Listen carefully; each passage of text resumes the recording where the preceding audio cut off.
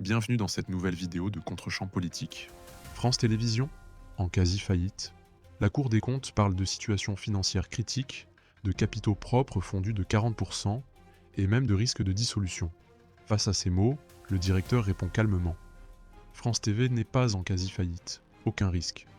Le rapporteur lit alors, ligne par ligne, les passages les plus accablants du rapport.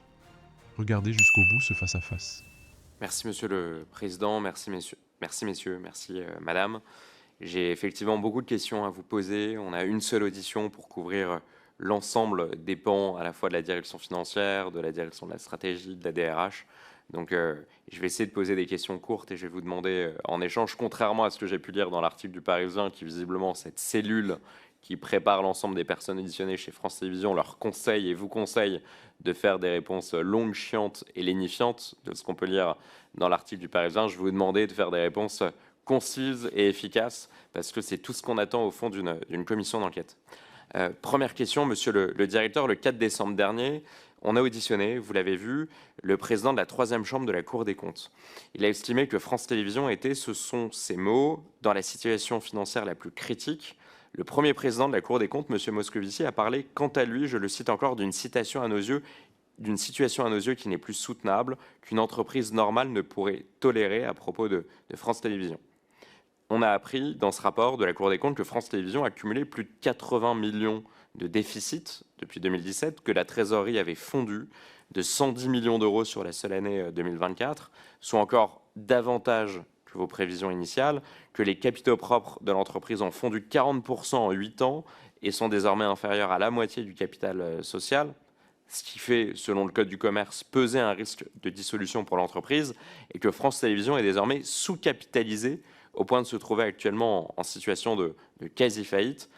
Monsieur le directeur, vous avez pris votre poste en 2016.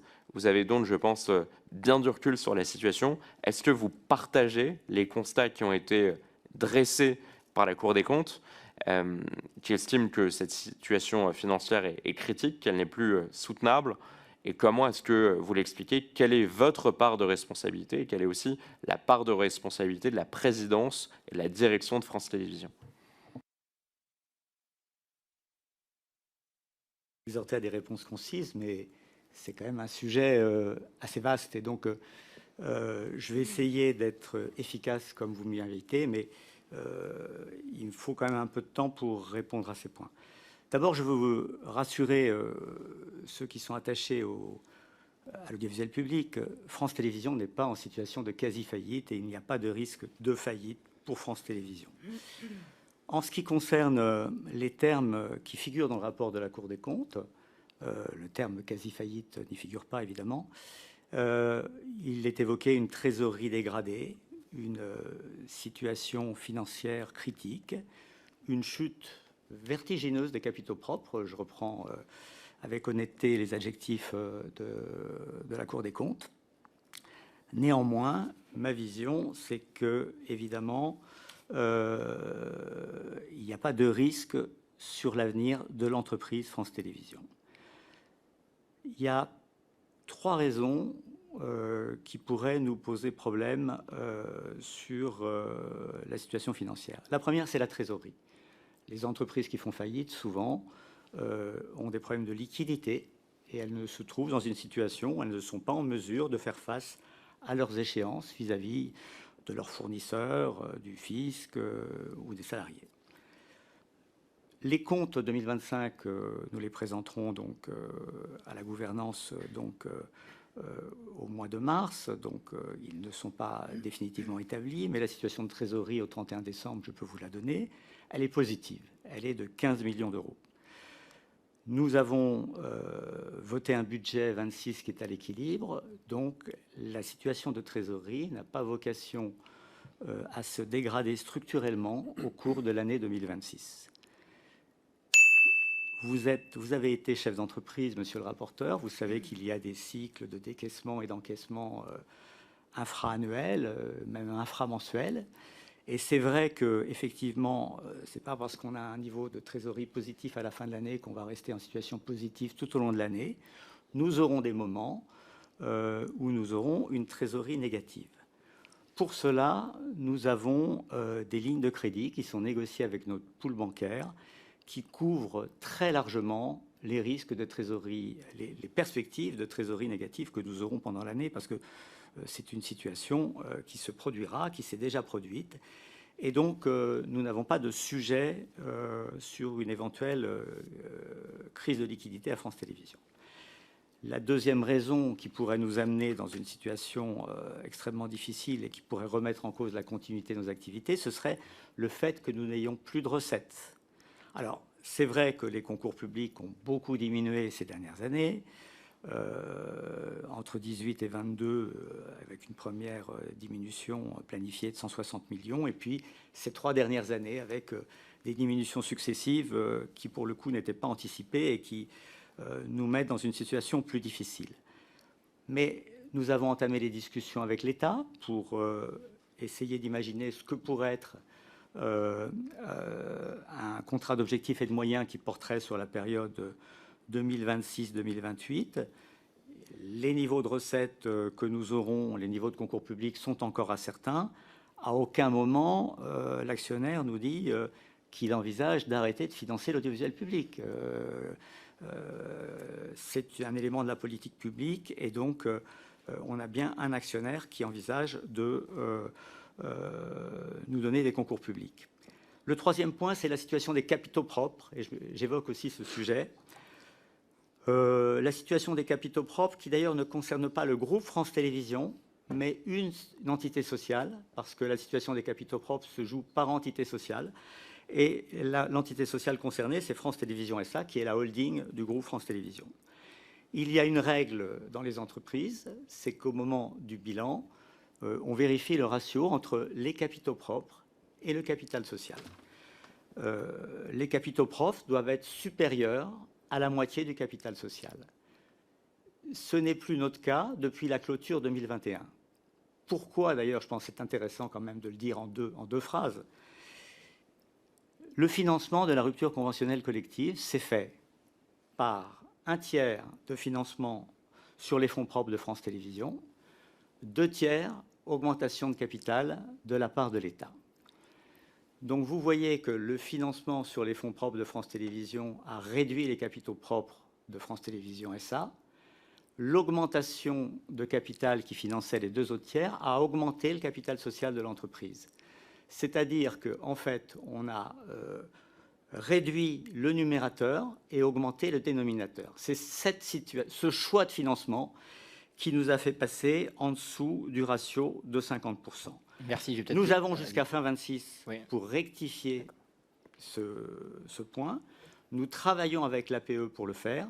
Ce sera réglé avant la fin de l'année 26, c'est-à-dire qu'à l'issue de l'approbation par l'Assemblée générale des comptes 2025, nous aurons la photo du bilan de France Télévisions SA, et non pas les comptes consolidés de l'entreprise. Et avec l'APE, nous définirons ensemble, et c'est l'APE qui décidera évidemment à la fin, comment rétablir des capitaux propres qui seront supérieurs à la moitié du capital social. Et ce sera fait avant la fin de l'année 26. Merci beaucoup, monsieur le rapporteur. Merci Monsieur le Président. Monsieur le Directeur, bon, vous semblez peut-être embellir un peu le constat que je fais. Vous expliquez qu'il n'y a pas de situation de quasi-faillite, que l'entreprise ne la risque en rien. Je vais vous citer des éléments du rapport de la Cour des comptes. J'ai une certaine liste parce que je l'ai étudié de façon détaillée. J'aimerais avoir votre avis parce que selon moi, en fait, et selon les termes que je vais vous citer, la situation est honnêtement catastrophique. Le rapport de la Cour des comptes évoque une situation financière critique, page 11, page 12, page 123. Une situation financière lourdement dégradée, page 11, préoccupante, page 57. Des résultats fortement dégradés, page 67. Des capitaux propres insuffisants pour assurer la pérennité de l'entreprise, page 12. La gravité de la situation, page 11. Un modèle économique non soutenable dans la durée. Non soutenable dans la durée, c'est page 8 ça. 80% du déficit du groupe est concentré sur les 4 derniers exercices, ce qui témoigne d'une dégradation non seulement rapide, mais aussi profonde et durable. Page 70. Un déficit d'exploitation persistant. page 70 encore. Les résultats nets de la société et du groupe en exécution sont en déficit sur plusieurs exercices. L'adoption d'un budget 2025 présentant un résultat net négatif de moins 40 millions d'euros confirme l'impasse dans laquelle se trouve aujourd'hui la première entreprise de l'audiovisuel public. Ça, c'est page 12. La Cour indique que, je la cite encore, cette situation oblige à prendre part avant le 31 décembre 2026 des mesures de rétablissement des fonds propres ou de réduction du capital social, sans quoi, conformément au Code de commerce, la société encourt la dissolution. La dissolution, c'est la faillite. Et c'est page 12, d'ailleurs, de ce même rapport. Monsieur le directeur, est-ce que j'ai vraiment noirci le tableau ? J'inscris depuis le début de mon travail de rapporteur, je l'inscris ce travail vraiment dans un souci d'exigence, de vérité et de clarté. Les Français y ont le droit. Je pense que on les prend d'ailleurs collectivement à témoin parce que c'est d'eux dont on tire notre légitimité et c'est aussi en leur nom qu'on essaye de voir comment est dépensé l'argent de leurs impôts, quelle est l'efficacité de la dépense publique et des deniers publics. En tant que société financée par des fonds publics, je pense que France Télévisions et l'ensemble de ses filiales ont un vrai devoir d'exemplarité, mais aussi un devoir de sincérité et de vérité à la lumière de toutes ces explications, de toutes ces citations que je vous ai tirées du rapport de la Cour des comptes. Est-ce que vous continuez à dire que la situation n'est pas si critique et qu'il n'y a pas de risque de quasi-faillite pour France Télévisions ? Absolument, monsieur le rapporteur. Je continue à le dire. Sur la situation des capitaux propres, je vous ai répondu il y a un instant. Elle sera rétablie pendant l'année 2026 et nous n'avons pas de problème de liquidité. La situation du bilan de France Télévisions est moins bonne qu'il y a 10 ans. C'est lié à une raison très simple, qui est principale, c'est la baisse des concours publics. La baisse des concours publics qui s'est faite en 2 étapes. La première, c'est dans le cadre de CAP 22, une diminution donc, des concours publics de 160 millions d'euros entre l'année 2022 et l'année 2028. L'avantage de cette période, c'est que cette diminution avait été anticipée. Elle faisait partie du COM que nous avions avec l'État actionnaire en 2018. Nous avons donc pu l'anticiper et nous avons respecté pendant cette période le résultat d'exploitation avant éléments non récurrents, et c'est un sujet dont nous serons sans doute amenés à parler, pendant toute cette période. Ce qui a généré le résultat net déficitaire de cette période, je viens d'en parler, c'est effectivement le financement du plan de départ volontaire, la rupture conventionnelle collective, puisqu'il avait été admis avec l'État, et donc vous voyez bien que ce n'est pas une question de sincérité ou de manque de transparence, ça figurait clairement dans l'accord qu'on avait avec l'État. À partir du moment où on en finançait un tiers sur nos capitaux propres, ça générait un déficit net, et à partir du moment où les 2 autres tiers étaient financés par une augmentation de capital, qui n'est pas un produit de l'entreprise, ça générait aussi un déficit. Ce déficit, vous le retrouvez effectivement dans les comptes 2022, et donc dans les comptes 2019, ou 2018, excusez-moi, 2018, puisque nous avons négocié la rupture conventionnelle collective, qui était l'objectif que nous étions fixés. Nous avons obtenu la signature des organisations syndicales représentatives de France Télévisions. Et au moment de la clôture des comptes 2018, nous avons passé la provision, parce que ça, ce sont les règles comptables, pour effectivement enregistrer dans nos comptes la provision sur les impacts du plan de départ.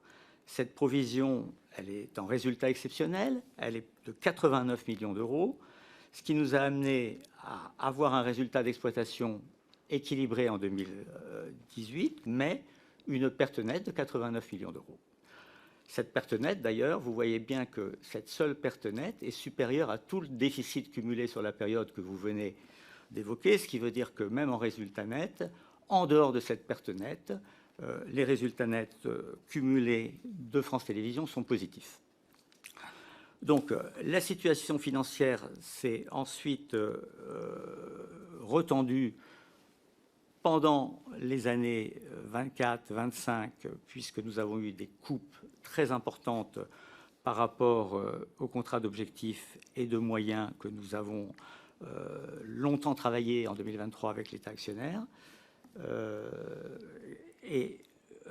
Ces pertes nettes se traduiront, et là encore on a été totalement sincère, lorsque nous avons adopté le budget 2025, on a dit que pour la première fois depuis l'arrivée de la présidente, pour la première fois donc depuis l'exercice 2016, nous aurions une perte nette en 2025, ce qui est tout à fait ce qui va se produire, mais nous allons rééquilibrer une grande partie de la perte nette que nous avons prévue au budget. Elle sera bien inférieure. Merci. Ce qui permet de dire, vous ne l'avez pas dit, mais c'est vrai que votre budget est voté chaque année, nous votons chaque année votre budget, et que la vérité oblige aussi à dire que ces budgets varient très régulièrement d'une année sur l'autre, et qu'aucune entreprise privée, et ça il faut aussi le dire ici parce qu'on essaie d'avoir un débat très très précis et d'être très rigoureux dans nos échanges, qu'aucune entreprise privée pourrait tout à fait piloter budgétairement son entreprise avec des budgets qui varient autant régulièrement. Dites-nous en commentaire ce que vous en avez pensé, et abonnez-vous pour ne rien manquer des prochaines séquences parlementaires. À très vite sur Contre-champ politique.